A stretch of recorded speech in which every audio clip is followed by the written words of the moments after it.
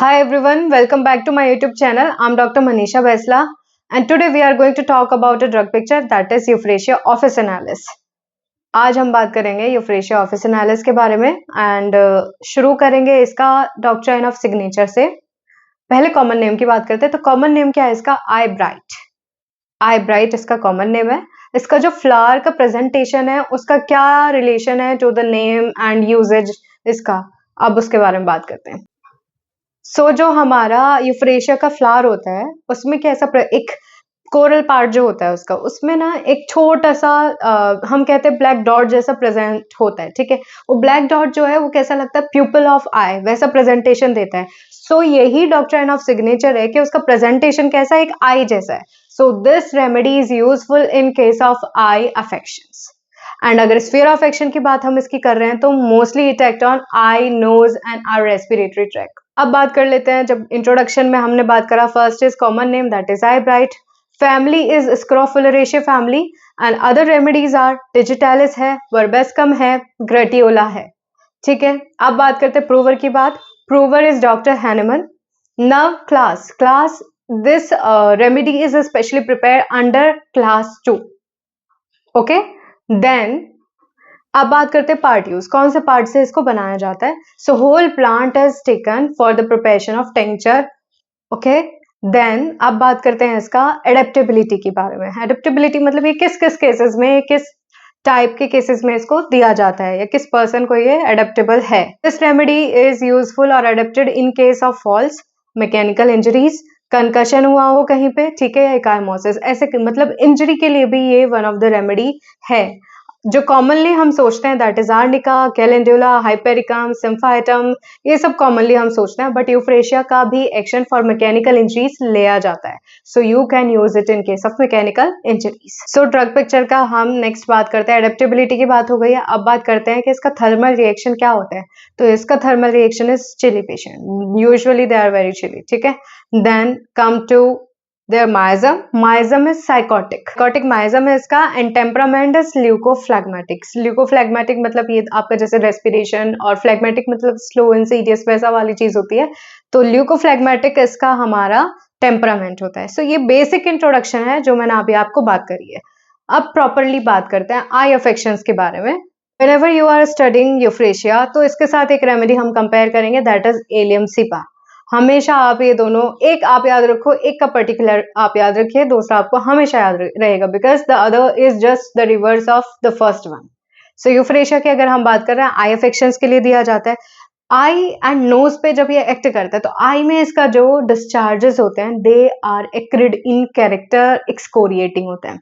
Conjunctivitis के cases में आप इसको यूज कर सकते हो जिसमें आई का अफेक्शन आ रहा है, जहां पे आईज रेड है, स्वॉलन है, पेनफुल है, दर्द है आंखों में। ठीक है, और पेनलेसनेस नहीं है, इसमें बर्निंग हो सकती है, एक्रिडिटी मार्क है जिसके अंदर। ठीक, कंजक्टिवाइटिस के केसेस में बोल सकते हो आप इसमें, या फिर कॉर्नियल अल्सरेशन के केसेस में भी आप इसको दे सकते हैं, या फिर सेंसेशन होती है, पेशेंट को एक सेंसेशन भी इसमें होती है कि जैसे आंखों के आगे कुछ आ गया है and the person has to blink their eyes frequently और बहुत टाइटली, कि ये जो आंखों के आगे कुछ लग रहा है ना, म्यूकस जैसा कुछ लग रहा है, वो निकल जाए, उसके लिए उसको ब्लिंकिंग करना है और दूसरा बहुत टाइटली उसको क्लोज करना होता है।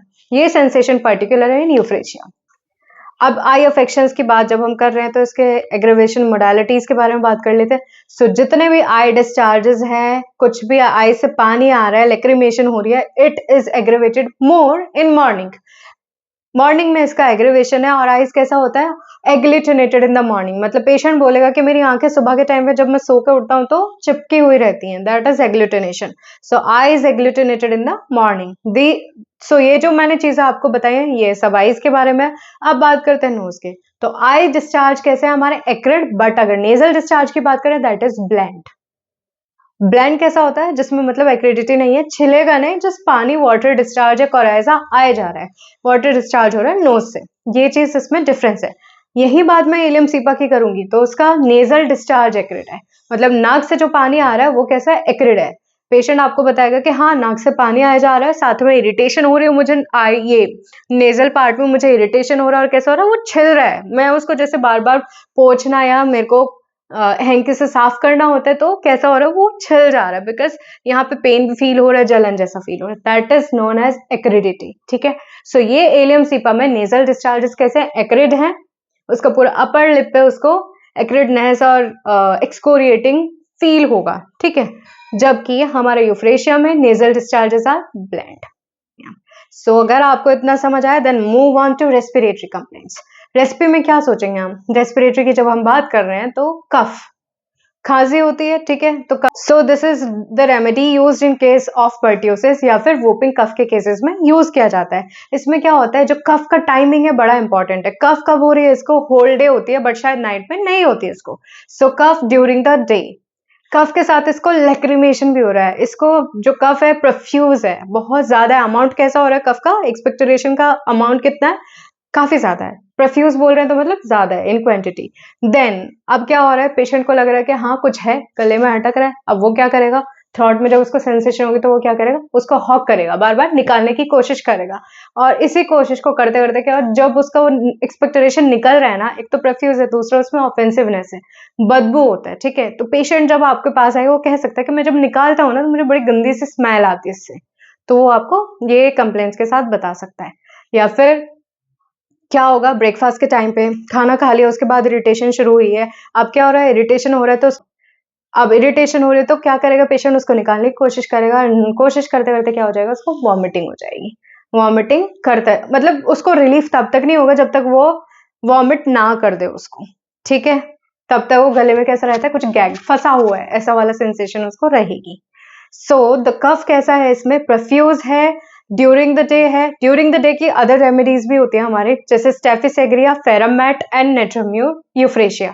ये 4 रेमेडीज आप अपने माइंड में रखेंगे जब भी आप कफ इन डे टाइम पढ़ेंगे।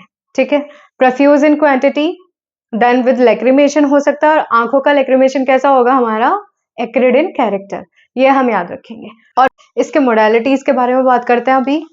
एग्रेवेशन इसका इवनिंग भी है, या पेशेंट बोल सकता है खांसी जब ज्यादा होती है, नेजल डिस्चार्ज या आइज कंप्लेंट जब ज्यादा होती है, जब वो बेड में जाता है लेटने के लिए। ठीक है, इन बेड इवनिंग आवर्स में भी है। वार्मथ से होता है, मॉइस्चर, डैम्पनेस वगैरह, रेनी वेदर में उसको कंप्लेन हो सकता है। मॉइस्चर की बात कर रहे हैं ना, जहाँ पे ज्यादा मॉइस्चर है, डैम्पनेस है, वहां पे इसका एग्रेवेशन हो सकती है। तो इसका जनरल एग्रेवेशन है वार्मथ से, एग्रेवेशन इवनिंग है, बेड है, वार्मथ से होता है और साउथ विंड से होता है। ठीक है, and the person is better by hawking, जब तक उसका एक्सपेक्टेशन निकल जाएगा तो उसको अच्छा लगता है। फिर हम बात कर लेते हैं रिलेशनशिप के बारे में, तो पल्सटीरा के साथ आप इसको कंपेयर कर सकते हैं for eye affections, and you can compare it with allium cepa in case of eye and nose complain. बस एलियम सीपा इसका रिवर्स होगा, मतलब इसका जो ब्लैंड नेजल डिस्चार्ज है उधर एक्रिड नेजल डिस्चार्ज होगा, ये चीज याद रखेंगे। एक बड़ा इंपॉर्टेंट पॉइंट बताती हूँ, फर्स्ट स्टेज ऑफ मीजल्स में भी ये दी जाती है यूफ्रेशिया, वहां पे कुछ मैच करे ना करे दैट इज डिफरेंट थिंग, लेकिन ये फर्स्ट स्टेज ऑफ मीजल्स के लिए भी दी जाती है। ये यूनिकनेस है। मोस्टली जो स्टूडेंट्स हैं हमारे वो क्या याद रखते हैं कि हाँ मैम आई नोज अफेक्शन है, थ्रॉट अफेक्शन है, बट एक पेक्यूलियर बात अगर हम कर रहे हैं तो दैट इज अबाउट मीजल्स। तो फर्स्ट स्टेज ऑफ मीजल्स के लिए ये remedy is very very useful. So guys, this was all about Euphrasia officinalis and it's a very short acting remedy. ठीक है, इतना पॉलीक्रेस्ट या इतना बड़ा स्फीयर ऑफ एक्शन नहीं है इसका, बट बड़े काम की रेमेडी है ये हमारी। मतलब स्टार्टिंग जब हमारा कंप्लेन शुरू हो रहा है आई का, नोज का, या फिर इवन यूफ्रेशिया आई ड्रॉप्स भी दिए जाते हैं, आईज को, ड्राई आई को ठीक करने के लिए दिया जाता है यूफ्रेशिया आई ड्रॉप, पेन के लिए भी दे देते हैं, इवन रेडनेस जो कंजक्टिवाइटिस के सिम्टम है उसके लिए भी हमारे यूफ्रेशिया आई ड्रॉप दिया जाता है। So this is one of the useful remedies जो एक्यूट केसेस हमारे मैनेज करने में हेल्प करती है। एंड आई होप अभी आपको यूफ्रेशिया के बारे में you are clear about euphrasia symptoms और उसका स्फीयर ऑफ एक्शन के बारे में। So this was all about Euphrasia officinalis, and see you soon in next video. And if you have any suggestions or if you want me to do drug or remedy, a particular drug or remedy, you can comment down in the box. So guys, thank you, and if you like my video, please share and subscribe.